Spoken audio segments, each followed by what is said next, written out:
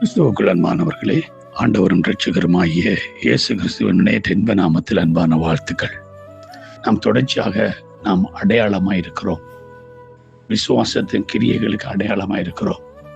ஆபத்து நேரத்தில் நாம் அடையாளமாயிருக்கிறோம் என்பதை குறித்து பார்த்து இந்த நாளிலே இந்த வாதையின் மத்தியிலே நாம் அடையாளமாயிருக்கிறோம். அல்லேலூயா. உலகம் எல்லாம் வாதை ஏற்பட்டாலும் வேதத்திலும் சரி, வேதத்துக்கு பிறகு இப்போதைய உலக காலகட்டத்தில் ஆனாலும் சரி, வாதை உண்டாகும் பொழுது அந்த வாதையின் மத்தியிலே தேவனுடைய பிள்ளையை கர்த்தர் ஒரு அடையாளமாய் வைக்கிறார். அல்லேலூயா. ஏனென்று சொன்னால் வேதம் அழகா சொல்லுகிறபடி நாங்கள் வாசிப்போம்.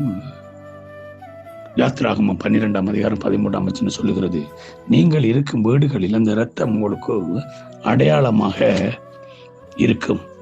இந்த இரத்தத்தை நான் கண்டு உங்களை கடந்து போவேன். நான் எகிப்து தேசத்தை அழிக்கும் வாதை உங்களுக்குள்ளே வராதிருக்கும். அல்லேலூயா. அழிக்கும் வாதை உங்களுக்குள்ளே வராதிருக்கும். அல்லேலூயா. கிறிஸ்துவுக்குள் அன்பானவர்களே, அங்கே பார்க்கிறோம், எகிப்து தேசத்திலே தலைப்பிள்ளை சங்காரம் நடைபெற்ற பொழுது கர்த்தர் ஆட்டுக்குட்டியானவருடைய அந்த இரத்தம் ஒவ்வொரு வீட்டின் அந்த ஜன்னல்கள் அந்த இதிலும் நிலையிலும் பூசப்பட்டது.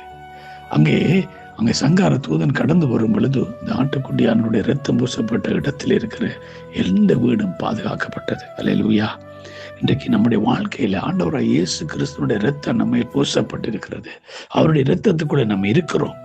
அதனால இந்த உலகத்துக்கு உண்டாகிற வாதை தேவனுடைய பிள்ளையை உனக்கு நேரிடாது. அல்லேலூயா. 91வது சங்கீதம் அழகா சொல்லுகிறது, வாதையின் கூடாரத்தை அணுகாது, பொல்லாப்பு உனக்கு நேரிடாது. அல்லேலூயா.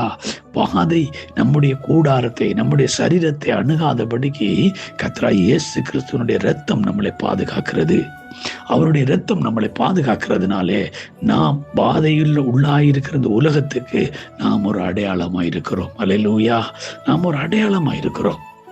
இயேசு கிறிஸ்துவின் இரத்தத்தினாலே நம்ம பூசப்பட்டிருக்கிறபடி, பாதுகாக்கப்படுகிறபடினாலே மற்ற ஜனங்களுக்கு முன்பாக பொல்லாப்பு நேரிடாத ஒரு அடையாளமாக, வாதை எங்களுடைய கூடாரத்தை அணுகாத ஒரு அடையாளமாக கர்த்தராய் ஆண்டவராய் இயேசு கிறிஸ்து நம்மளை வைக்கிறார். பிரியமானவர்களே, நாங்கள் பார்க்கிறோம்,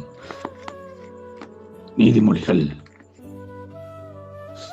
12வது அதிகாரம் 21வது வசனம் சொல்லுகிறது.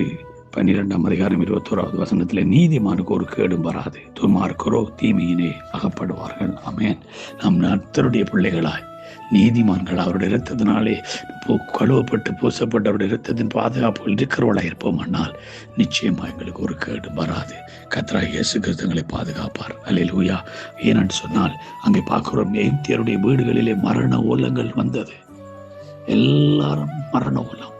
ஆனால் அங்கே ஆட்டுக்குட்டியினுடைய இரத்தம் பூசப்பட்ட ஒவ்வொரு இஸ்ரவேலினுடைய வீடும் பாதுகாக்கப்பட்டது.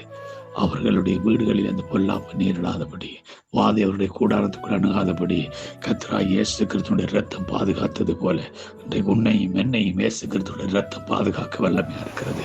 அவருடைய இரத்தம் நம்மளை காக்கும் பொழுது இந்த உலகத்துக்கு, வாதையின் நடுவில் இருக்கிற இந்த உலகத்துக்கு நானும் நீங்களும் ஒரு அடையாளமாக இருக்கிறோம். அல்லேலூயா. நானும் நீங்களும் ஒரு அடையாளமாக இருக்க வேண்டும். பிரியமானவர்களே, நாம் அடையாளமாக இருக்கும்படி அழைக்கப்பட்டிருக்கிறோம். வாதை எங்களுடைய கூறாரத்தை அணுகாதபடி, பொல்லாப்பு உங்களுக்கு நேரிடாதபடி, நீதிமானுக்கு ஒரு கேடுமைப்படாதபடிக்கு நாம் நிமிர்ந்து நிற்போம். அவருடைய அடையாளமாக நிற்போம்.